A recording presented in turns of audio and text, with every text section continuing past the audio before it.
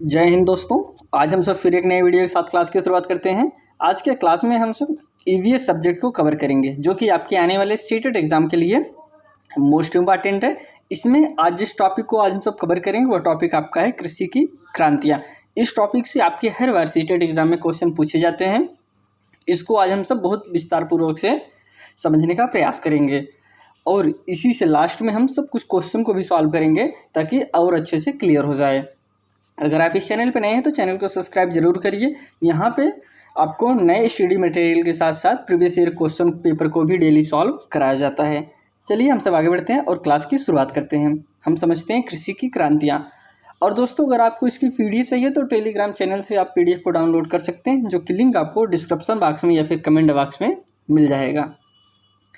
चलिए सबसे पहले समझेंगे हरित क्रांति, जो आप पे बहुत अच्छे से परिचित होंगे। हरित क्रांति के बारे में हम इसके बारे में बहुत विस्तार पूर्वक से चर्चा करते हैं। सबसे पहले समझते हैं हरित क्रांति का मतलब क्या था, इसमें क्या किस पे प्रभाव पड़ा, किस हमारा क्या फ़ायदा हुआ, क्या नुकसान हुआ, इस पे हम सब चर्चा करेंगे।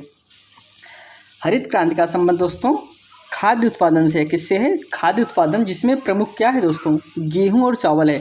थे और भी इसमें अनाज था, लेकिन जो प्रमुख है वह गेहूँ और चावल, और सबसे ज़्यादा अगर पूछा जाए तो गेहूँ। तो आगे बढ़ते हैं हम सब दोस्तों। इसमें कह रहे हैं भूखमरी की समस्या को दूर करने हेतु हरित क्रांति की शुरुआत की गई। किस लिए हरित क्रांति की शुरुआत की गई थी दोस्तों? जो भूखमरी थी उसको दूर करने के लिए हरित क्रांति की शुरुआत की गई। जैसे कि आप सबको पता होगा 1960 के दशक में बहुत ज़्यादा भूखमरी आ गई थी। उसी को दूर करने के लिए हरित क्रांति की शुरुआत की गई। सबसे पहले हम सब वैश्विक परिप्रेक्ष्य में समझेंगे, क्योंकि हम ज़्यादा से ज़्यादा फोकस करेंगे भारत के परिप्रेक्ष्य में, लेकिन भारत के परिप्रेक्ष्य में समझने से पहले हम सब थोड़ा सा वैश्विक परिप्रेक्ष्य समझ लें। हाँ, विश्व में कैसे शुरुआत हुई हरित क्रांति की, कहाँ से शुरुआत हुई, किस सन में शुरुआत हुई, इस पर चर्चा कर लेते हैं। विश्व में हरित क्रांति की शुरुआत दोस्तों कब हुई थी? 1960 में। विश्व में हरित क्रांति की शुरुआत 1960 में हुई थी। विश्व में हरित क्रांति के जनक अमेरिकी कृषि वैज्ञानिक डॉक्टर नॉर्मन बोरलॉग को माना जाता है। किसे? अमेरिकी मनोवैज्ञानिक थे, अमेरिकी कृषि मनोवैज्ञानिक थे जो अमेरिका के थे। डॉक्टर नॉर्मन बोरलॉग को माना जाता है विश्व हरित क्रांति के जनक। आप यहाँ पे चित्र में देख रहे होंगे, यही है नॉर्मन बोरलॉग जी हैं। विश्व में हरित क्रांति की शुरुआत दोस्तों कहाँ से हुई थी? मैक्सिको से हुई थी। कहाँ से? मैक्सिको से हुई थी। विश्व में हरित क्रांति द्वारा सर्वाधिक उत्पादन चावल में किया गया था दोस्तों। किसमें? चावल में किया गया था, लेकिन भारत में ऐसा नहीं था। आगे हम समझते हैं इस पे। विश्व में हरित क्रांति द्वारा सर्वाधिक उत्पादन चावल में की गई थी। अगर विश्व की जब बात करें तो आपको चावल टिक करना है। अब हम समझते हैं भारत के संदर्भ में। भारत के संदर्भ में अगर हम सब बात करें तो भारत में हरित क्रांति की शुरुआत किस सन में हुआ दोस्तों? 1966 और 67 में हुआ। तो एक कन्फ्यूजन आपको हो सकता है कि 1966-67 कैसे, क्योंकि जैसे कोई फसल बोई जाए, मान लीजिए अभी वर्तमान में चल रहा है 2023, तो 23 में बोया जाए और 24 में काटा जाए तो फिर वह 23-24 माना जाएगा। वही समस्या थी कि जो भारत में हरित क्रांति की शुरुआत हुई दोस्तों 1967 में, क्योंकि 1967 में उसको लगाया गया और 66 में लगाया गया और 67 में काटा गया था। इसीलिए इसको हम सब 1966-67 मानते हैं। भारत में हरित क्रांति के जनक दोस्तों भारतीय कृषि वैज्ञानिक एम.एस. स्वामीनाथन को माना जाता है। ये भारत की बात हो रही है। आप चित्र में यहाँ पे देख रहे होंगे एम.एस. स्वामीनाथन को। भारत में हरित क्रांति की शुरुआत पंतनगर कृषि विश्वविद्यालय उत्तराखंड से हुई थी दोस्तों। जो हरित क्रांति की शुरुआत है वह कहाँ से हुई थी? उत्तराखंड राज्य से हुआ था। और पंतनगर कृषि विश्वविद्यालय कौन सा दोस्तों? पंतनगर कृषि विश्वविद्यालय। लेकिन शुरुआत वहाँ से ज़रूर हुआ दोस्तों, लेकिन यह जहाँ पे पहली बार लगाया गया वह दूसरा राज्य था। उस पर हम आगे चर्चा करते हैं। करें भारत में हरित क्रांति द्वारा सर्वाधिक उत्पादन गेहूं की फसल में दर्ज की गई। सबसे ज़्यादा किस फसल में पैदावार हुई दोस्तों? वह गेहूँ में हुआ। और अगर विश्व की बात करें तो विश्व में सबसे ज़्यादा चावल उत्पादन हुआ था हरित क्रांति से। और लेकिन भारत में उसका विपरीत हो गया। भारत में सबसे ज़्यादा किस चीज़ का पैदा हुआ? गेहूँ का। भारत में लगभग 2/3 जनसंख्या कृषि आधारित है दोस्तों। भारत में इतनी जनसंख्या जो है कृषि पर आधारित है। ज़्यादा से ज़्यादा जनसंख्या दोस्तों भारत में कृषि पर ही आधारित होती है। अब हम भारत के संदर्भ में हरित क्रांति पर और चर्चा करते हैं। करें तो कृषि को प्राथमिक क्षेत्र में रखा गया है। भारत में कृषि को दोस्तों प्राथमिक क्षेत्र में रखा गया है। अब यहाँ पे चित्र में देख रहे होंगे कुछ अनाज दिए गए हैं। हमारी अर्थव्यवस्था में कृषि का योगदान दोस्तों कितना है? 17%। हमारी अर्थव्यवस्था में कृषि का योगदान 17% है। और रोजगार में लगभग दोस्तों कितना है? 51%। कहने का तात्पर्य यहाँ पे यह है कि 51% लोगों को रोजगार कृषि से ही मिलता है। आप ऐसा समझिए कि 100 में 51 लोगों को रोजगार किससे मिलता है? कृषि से ही मिलता है। 1963 में जब बोरलाग भारत आए तब उनकी मुलाकात किससे हुई? एम.एस. स्वामीनाथन से हुई थी। 1966 में भारत के कृषि मंत्री सुब्रमण्यम ने गेहूं की नई किस्म के 18,000 टन बीज आयात किए थे। कौन दोस्तों उस समय मंत्री थे? कौन? सुब्रमण्यम ने गेहूं के 18,000 टन बीज मंगाए थे। कितना दोस्तों? 18,000 टन बीज मंगाए थे। और ऐसे बीज तो आ गया, अब कोई बीज आया है बाहर से, इसके बारे में जो ज़्यादा ज़रूरी है तो किसानों को बताना है, हाँ आप यह बीज लगाएं, क्योंकि उसमें इतना पैदा हो नहीं रहा था। किसान बहुत समस्या थे कि क्या लगाएं क्या ना लगाएं। इस प्रकार से उनको जागरूक किया गया, आप यह बीज का सेवन करके लगाइए। यह सरकार यहाँ तक कही थी कि अगर आप इस बीज को लगाइए, अगर आप पर नुकसान हो जाता है तो इसके एवरेज में पैसा आपको सरकार देगी। अब यहाँ पे आप ध्यान दीजिए किस सन में मंगाया गया था? 1965 में। और बोरलाग किस सन में आए थे दोस्तों? 1963 में भारत आए थे। आगे बढ़ते हैं। सिंचाई के लिए नहरें बनाई गई। अब जाहिर सी बात है दोस्तों, अब ज़्यादा पैदा करना है तो उसके लिए उसको सिंचाई करने की भी तो व्यवस्था चाहिए। उसके लिए ज़्यादा से ज़्यादा नहरें बनाई गई। किसानों के दामों की गारंटी दी गई। कहने का तात्पर्य वही है कि आप इस बीज को लगाइए, अगर आपका घाटा होता है तो इसकी भरपाई आपको सरकार करेगी। तभी तो उनको विश्वास होगा कि अभी रिस्क क्यों लेके, अभी हम जो लगा रहे हैं कोई हमको नया चीज़ दे दे, अब हम लगाए ना पैदा हो तो हम एक साल फिर क्या खाएंगे, दिक्कत हो जाएगी। इस चीज़ की गारंटी सरकार ने दिया कि आप इस बीज को लगाइए, अगर इसमें समस्या होती है, आपकी पैदा नहीं होती है तो आपको सरकार इसके बदले पैसा देगी। अनाज को सुरक्षित रखने के लिए गोदाम भी बनाए गए। अनाज को सुरक्षित रखने के लिए दोस्तों पहले से ही गोदाम बनाने जाने लगे। क्यों? क्योंकि विश्व में जिस तरीके से पैदावार हो रही थी, यहाँ पे अंदाज़ा हो गया था कि अगर इतना ज़्यादा पैदा होगा तो फिर उसे रखने के लिए तो व्यवस्था चाहिए, कहाँ पर रखेंगे। इसके लिए पहले से ही गोदाम बनाना शुरू हो गया था।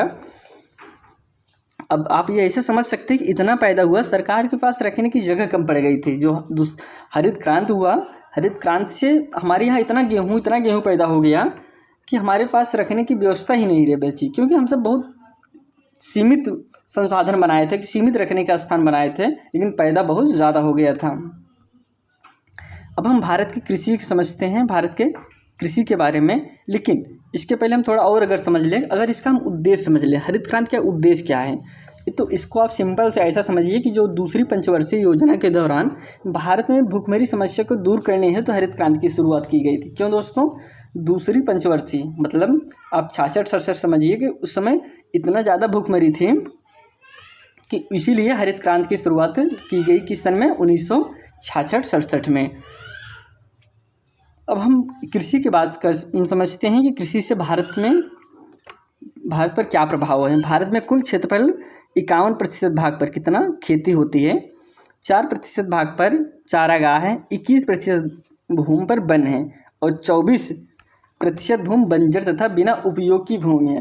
कृषि भारतीय अर्थव्यवस्था की रीढ़ कहा जाता है। जाहिर सी बात है दोस्तों, खेती जो हमारे यहाँ पूरा लैंड है, पूरा जगह है, तो इस पे 51% पे खेती होती है। 4% भाग पर चारागाह है, 21% वन है और 24% दोस्तों बंजर है, खाली है, जिसका यूज नहीं होता है। और यह भारत की अर्थव्यवस्था में भारत की रीढ़ कहा जाता है कि जो कृषि है भारत की रीढ़ है भारत की अर्थव्यवस्था में। अब हम फसलों को भी समझ लेते हैं। जो फसल हैं, अगर हम सब रबी की फसल की बात करें तो रबी की फसल कहने का तात्पर्य वह है दोस्तों जो फसल आपके अक्टूबर-नवंबर में बोई जाती है और मार्च-अप्रैल में काटी जाती है। जैसे आपके गेहूँ जस्ट इसके पहले भी काटा गया, तो काटने का समय क्या है? मार्च-अप्रैल है।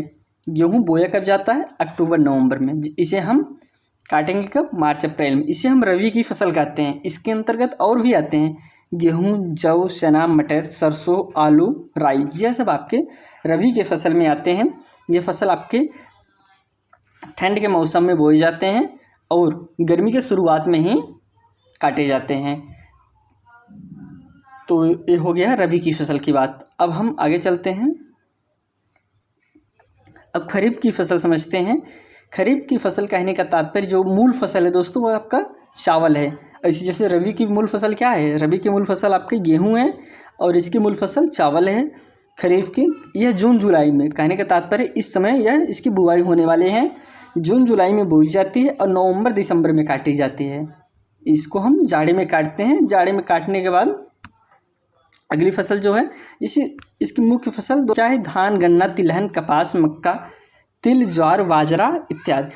आपको ऐसे भी फसल मिल जाएंगे जो रबी में भी बोई जाते हैं और खरीफ में बोई जाती हैं। तो इसको आपको लेकर कन्फ्यूजन ना होइएगा, क्योंकि बहुत सारी ऐसी फसलें हैं जो दोनों रबी में, खरीफ में, जायद में, तीन कहीं में भी बोई जा सकती हैं। लेकिन कुछ जो फसलें मूल हैं, जैसे आपके चावल, अभी चावल आपके गर्मी के महीने में बो देंगे तो होगा? नहीं होगा, क्योंकि उसको पानी ज़्यादा चाहिए। और पानी किस महीने में ज़्यादा होगा? आपके जुलाई में होगा, जिस समय बरसात ज़्यादा होती है। इसलिए यह फसल जून जुलाई में बोई जाती है। रबी की फसल को हमने समझ लिया। आगे समझते हैं।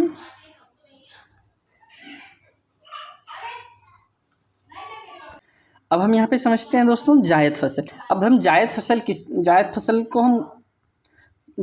के अंतर्गत हम कौन सी फसल रखेंगे? तो जाहिर सी बात, आप चित्र में यहाँ पे देख रहे होंगे तमाम प्रकार की सब्जियाँ रखी हैं। तो आप इससे अंदाज़ा लगा सकते हैं कि जायद फसल में हम सब क्या रखते हैं? जो आपके सब्जियाँ हैं उसको हम जायद फसल के अंतर्गत रखते हैं। मार्च से यह बोई कब जाती हैं जायद फसल दोस्तों? तो मार्च से अप्रैल के मध्य बोई जाते हैं। जो आपका मार्च महीना है, मार्च से अप्रैल में बोई जाती हैं और जून जुलाई में यह काटी जाती हैं। इसके अंतर्गत सब्जियां जैसे मक्का, खरबूज, तरबूज, ककड़ी, भिंडी, यह सारी सब्जियां आपकी जायद फसल के अंतर्गत आती हैं, जिसे हम मार्च में बो के जून जुलाई तक काट लेते हैं। अब यहाँ पे मक्का देखिए दोस्तों, हमने उसमें भी बताया था, आपको रबी में भी बताया था, तो इसलिए कन्फ्यूजन ना होइएगा। बहुत सारी ऐसी फसलें हैं तो दोनों में रहती हैं, लेकिन मूल फसल आपको यही समझना है कि गेहूँ, चावल जैसी सब्जियां हो गई तो वह जायद फसल में ही आती हैं। अब हम नकदी फसल समझते हैं। नकदी फसल का तात्पर्य अगर हम इसको समझे तो इसके अंतर्गत वो फसलें आती हैं जैसे वह फसल जो व्यापार का उद्देश्य से किसान द्वारा की जाती है। आप सेवन कर रहे हैं, ठीक है, कोई बात नहीं, लेकिन उसका मूल उद्देश्य क्या है? मूल उद्देश्य उसका है व्यापार करना, मतलब पैसे कमाना। वह उसको हम यूज नहीं करना है। उस फसल को हम लगाएंगे, लगाने के बाद उससे जो पैसा मिलेगा उसको हम बेचकर पैसा कमाएंगे। तो यह नकदी फसल कहे जाते हैं, जिसका उद्देश्य व्यापार के उद्देश्य से किया जाता है। इसके अंतर्गत अगर हम फसलों की बात करें तो जैसे कपास हो गया, गन्ना, तंबाकू, जूट इत्यादि। अभी आप कहेंगे गन्ना तो हम सब अपने यहाँ वैसे लगाते हैं, इसको हम ना बेच अपने यहाँ भी तो सेवन करते हैं, फिर नकदी फसल कैसा हुआ? वो आप नहीं माने रखता कि उसका मूल उद्देश्य क्या है। वह फसल जो है आपके नकदी फसल में आती है, या फिर आप ऐसा कह सकते हैं यह सारी फसलें व्यापारिक फसल भी कहा जाता है। अब हम कुछ इंपॉर्टेंट पॉइंट समझ लेते हैं। भारत का उर्वरक उत्पादन में विश्व में तीसरा स्थान है दोस्तों। अगर उर्वरक उत्पादन में भारत की बात करें तो यह तीसरा स्थान है। फल उत्पादन में भारत का दूसरा स्थान है। सब्जी उत्पादन की अगर हम सब बात करें तो इसमें भी दोस्तों भारत का कौन सा स्थान है? दूसरा स्थान है। पंजाब राज्य को भारत का धान्य भंडार कहा जाता है, क्योंकि दोस्तों जो सबसे ज़्यादा अगर धान्य भंडार है तो वह सब पंजाब में। पंजाब वाले गेहूँ इतना बहुत ज़्यादा लगाते हैं दोस्तों वहाँ पे, इसलिए उसे हम सब धान्य भंडार कहा जाता है पंजाब राज्य को। विश्व में चावल उत्पादन में दोस्तों चीन के बाद दूसरा स्थान है किसका? भारत का। अब चावल उत्पादन में सबसे पहला स्थान पे कौन है दोस्तों? आपके चीन है, तो फिर दूसरे स्थान पर भारत है। और कुछ पॉइंट समझते हैं। विश्व में गेहूँ उत्पादन में चीन के बाद भारत का दूसरा स्थान है। अब गेहूं में भी दोस्तों नंबर 1 पे कौन है? चीन है, उसके बाद भारत है। आम, केला, चीकू, खट्टे नींबू, काजू, नारियल, काली मिर्च, हल्दी के उत्पादन में भारत का पहला स्थान है। फलों और सब्जियों के उत्पादन में भारत का स्थान दुनिया में दूसरा है दोस्तों। अगर फलों और सब्जियों की बात करें तो भारत का कौन सा स्थान है? दूसरा स्थान है। अब हम द्वितीय हरित क्रांति के बारे में समझते हैं। अभी तो हमने आपकी पहली हरित क्रांति समझा, उसके बारे में कुछ फसल के बारे में चर्चा कर लिया। फिर अब यहाँ पे हम समझते हैं कि उसके बाद भी ये जो हरित क्रांति हुई थी उसके बाद भी वो एक हरित क्रांति हुई, फिर उसको हम समझते हैं। भी द्वितीय हरित क्रांति की घोषणा दोस्तों 1983-84 ईस्वी में की गई। किस में? 1983-84 में की गई।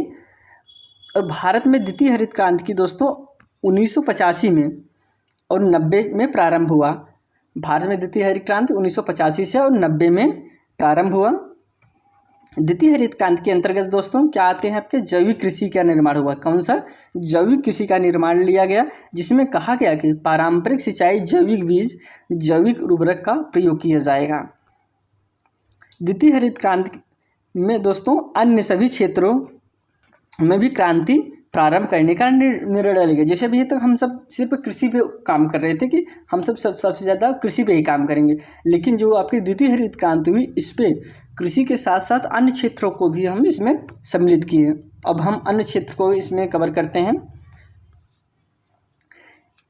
द्वितीय हरित क्रांति को पुनर्जीवित करने का कार्य दोस्तों 1991 से 92 ईस्वी में डॉक्टर मनमोहन जी द्वारा किया गया था। द्वितीय हरित क्रांति में तत्कालीन का समावेश 2006 ईस्वी में डॉक्टर APJ अब्दुल कलाम द्वारा किया गया। अब हम समझते हैं जो और भी क्रांतियाँ हुई थी उसको। अब श्वेत क्रांति की अगर हम सब बात करें तो एग्जाम में आप कोई भी एग्जाम देंगे इसमें कोई न कोई पॉइंट पूछ ही लेता है, तो हम श्वेत क्रांति के बारे में समझते हैं। तो श्वेत क्रांति दोस्तों, श्वेत क्रांति का संबंध किससे है? आपका दूध उत्पादन से है। भारत में श्वेत क्रांति का जनक दोस्तों डॉक्टर वर्गीस कुरियन को माना जाता है। इन्हें हम मिल्क मैन के भी नाम से जानते हैं। किन्हें? वर्गीस कुरियन को मिल्क मैन ऑफ इंडिया के नाम से जानते हैं।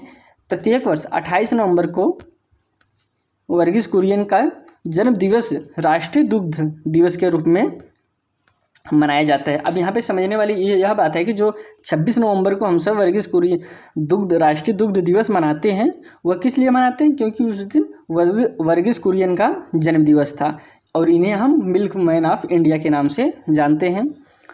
इसे ऑपरेशन फ्लड के नाम से भी जाना जाता है। किस नाम से दोस्तों? ऑपरेशन फ्लड के नाम से जाना जाता है, जो आपकी श्वेत क्रांति है। विश्व में दुग्ध उत्पादन में भारत का स्थान प्रथम है, दूसरे स्थान पर अमेरिका है दोस्तों। अगर दूध उत्पादन में हम सब बात करें तो पहले स्थान पर भारत आता है और दूसरे स्थान पर कौन सा देश आता है? वह अमेरिका है।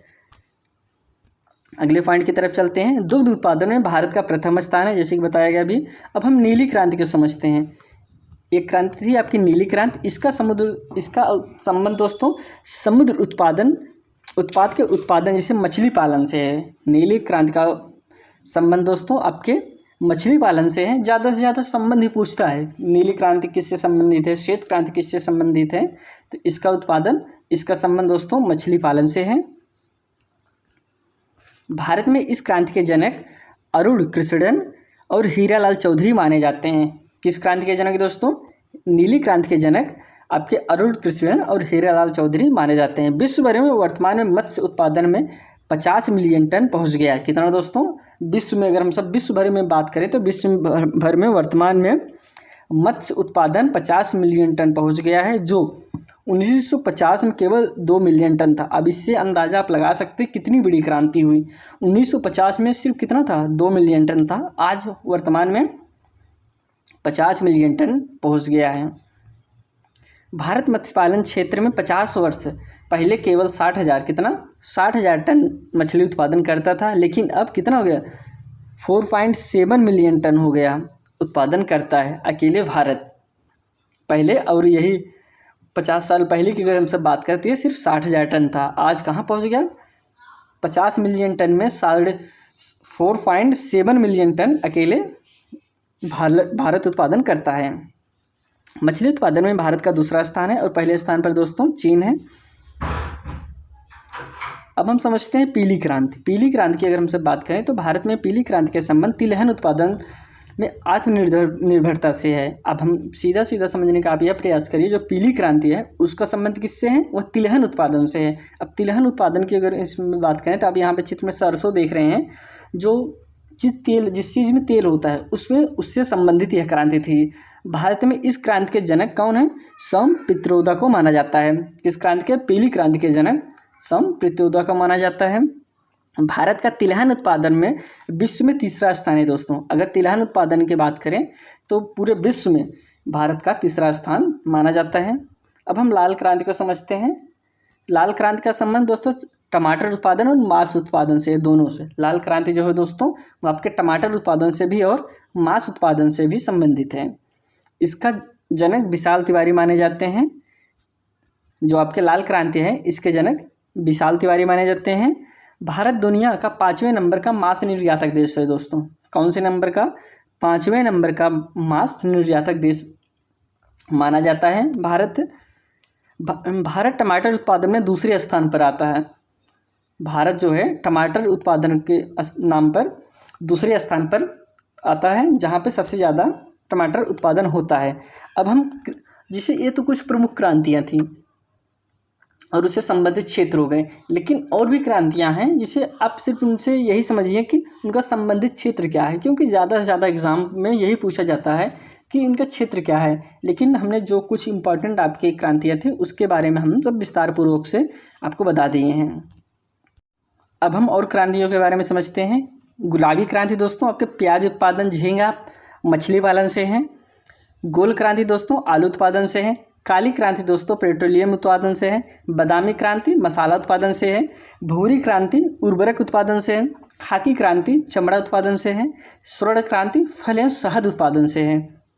रजत क्रांति अंडा उत्पादन एवं मुर्गी पालन से है। दोस्तों ये जितनी क्रांतियां हैं सभी महत्वपूर्ण है। आप कोई भी एग्जाम दिए हो, कोई भी दिया हो, आप उससे अगर देख लीजिए कोई न कोई एग्जाम में क्वेश्चन पूछ ही लेता है किस क्रांति से संबंधित है। ऐसा नहीं कि आपको यह सीटेट के लिए है, इनफ है, और भी एग्जामों के लिए आपके इंपॉर्टेंट है, क्योंकि आपके हरित क्रांति से कोई न कोई क्वेश्चन हर एग्जाम में 1-2 क्वेश्चन पूछ ही जाते हैं। अब हम और समझते हैं। ग्रीन बोल्ड क्रांति दोस्तों चाय उत्पादन से है। हरित सोना क्रांति बांस उत्पादन से है। स्वर्ण रेशा क्रांति कपास उत्पादन से। यह दोनों दोस्तों इंपॉर्टेंट है। स्वर्ण क्रांति के नाम से काफ़ी बार क्वेश्चन पूछा गया है, तो वह कपास उत्पादन से, और सोना क्रांति के नाम से, हरित ना दिया रहे, सोना क्रांति के नाम से उसको भी आप समझिए तो वह बांस उत्पादन से माना जाता है, हरित सोना क्रांति। फाइबर क्रांति जूट उत्पादन से है। अब यहाँ पे हम कुछ क्रांतियों की समझ लिए। अब हम कृषि वैज्ञानिक एग्रीकल्चर साइंस के प्रमुख शाखाएं समझेंगे, क्योंकि इससे भी क्वेश्चन आपके एग्जाम में पूछे जाते हैं। करें एपीकल्चर। एपीकल्चर दोस्तों आपके मधुमक्खी पालन से हैं और शहद उत्पादन से हैं। किससे किससे? एपीकल्चर मधुमक्खी पालन एवं शहद उत्पादन से है। जाहिर सी बात है दोस्तों, अगर हम एपीकल्चर में मधुमक्खी पालन कर रहे हैं तो उसमें शहद उत्पादन होगा, तो यह आपके मधुमक्खी पालन से संबंधित है। कौन? एपीकल्चर। और वेरीकल्चर दोस्तों विशेष प्रकार के वृक्षों तथा झाड़ियों की कृषि से संबंधित है। फ्लोरिकल्चर व्यापारिक स्तर पर फूलों का उत्पादन से है। हॉर्टिकल्चर दोस्तों आपके व्यापारिक स्तर पर यातायात के लिए घोड़े एवं खच्चर का पालन से है। हॉर्टिकल्चर। मेरीकल्चर समुद्र जीवों की कृषि से संबंधित है। और आपके फिशिकल्चर दोस्तों मछली पालन से संबंधित है। नेक्स्ट है, कह रहे हैं कि सिल्वीकल्चर आपके वन संरक्षण से, यह इंपॉर्टेंट है दोस्तों, इसको नोट करिएगा। सेरीकल्चर रेशम कीट पालन से है। वर्मी कल्चर आपके केचुआ पालन से संबंधित है। विटीकल्चर आपके अंगूर उत्पादन या फिर अंगूर खेती से संबंधित है। यह भी आपका दोस्तों मोस्ट इंपॉर्टेंट है। वर्मी कल्चर काफ़ी बार एग्जाम में पूछा जा चुका है। ओलिवी कल्चर दोस्तों आपका जैतून की कृषि से संबंधित है।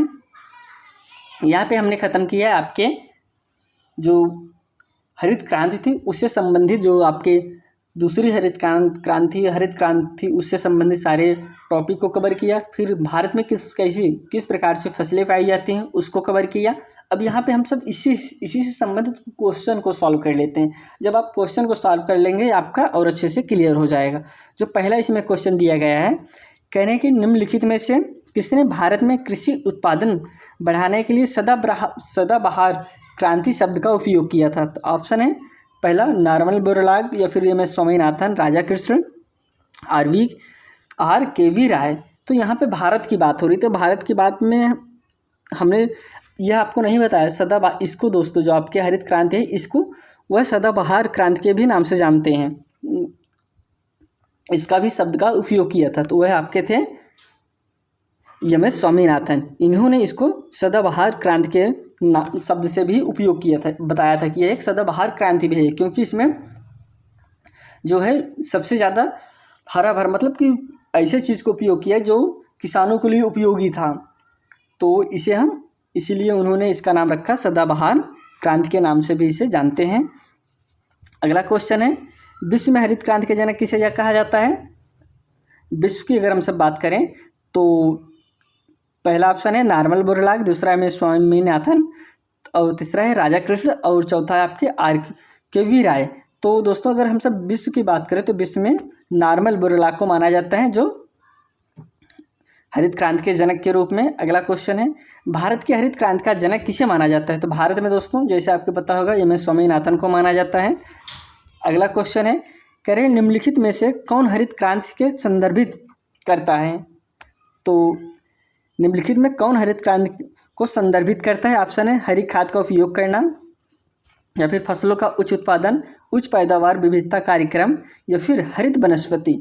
इसमें जो कि आपका राइट आंसर होगा उच्च पैदावार विविधता, यह आपका राइट आंसर है। चलिए नेक्स्ट क्वेश्चन की तरफ चलते हैं। हरित क्रांति के लिए भारत में आरंभिक साइट के रूप में निम्नलिखित में से कौन सा राज्य चुना गया? जैसे कि मैंने आपको शुरू में बताया था कि इसकी शुरुआत कहाँ से हुई थी? शुरुआत हुई थी दोस्तों आपके उत्तराखंड से, लेकिन जो सबसे पहला राज्य चुना गया जहाँ पे इसकी शुरुआत हुई, मतलब कि इस फसल को बोया गया, तो यह आपके पंजाब है, और इसका राइट आंसर दोस्तों ऑप्शन नंबर ए है पंजाब। अब दोस्तों यहाँ पे हम सब आपके हरित क्रांति के थ्योरी क्लास और क्वेश्चन को भी कवर कर लिया। अगर दोस्तों आप इस चैनल पर नए थे तो चैनल को सब्सक्राइब जरूर करिए। हम सब इस पर डेली वीडियो लाते रहते हैं और आपको daily previous year question paper को भी सॉल्व करा रहे हैं। इसी के साथ यह क्लास हम यहीं समाप्त करते हैं दोस्तों, धन्यवाद।